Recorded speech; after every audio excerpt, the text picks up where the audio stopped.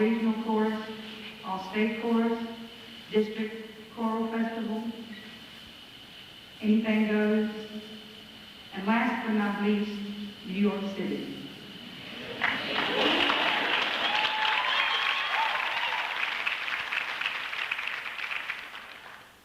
We had a wonderful trip to New York.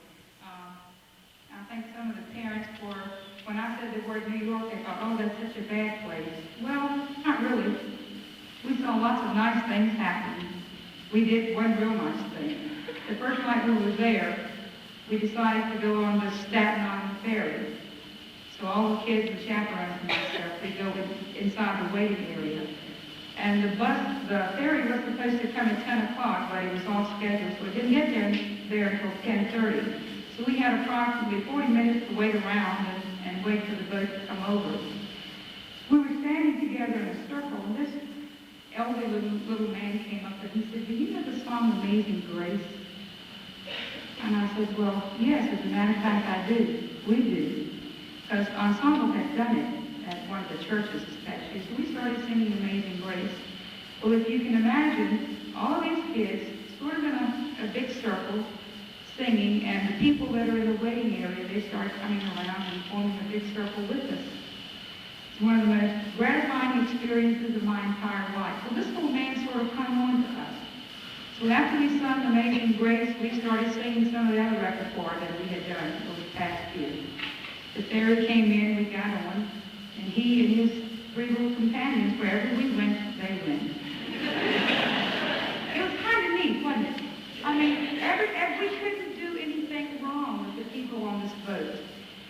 We were, of course, you know, the Statue of Liberty is being repaired, and so when we went by that, the casing was still on, but we could get an idea, certainly a feel of what was going on. So I believe it was Pam who said to me, Miss Boley, let's sing the national anthem. So we sang the national anthem as we go by the Statue of Liberty. And then we sang God Bless America, I believe it was. And if you can imagine, 55 young adults, arm in arm, hand in hand. It was wonderful. I had goosebumps this high on my arm, and I thought to myself, someone planted us there at that particular time, because when we got back across the island, one of the ladies that was with this elderly man, she said, oh, one of the students, he lost his wife 6 weeks ago.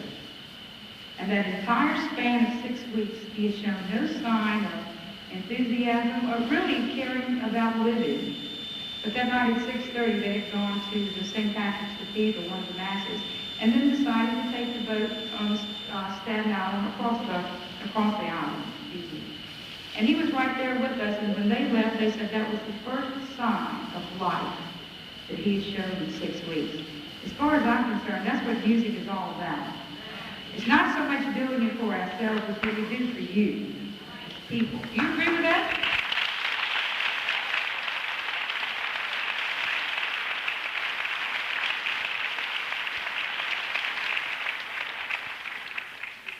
Throughout this entire year, we've had wonderful students at Stonewall, and we could have gone any place to have sung.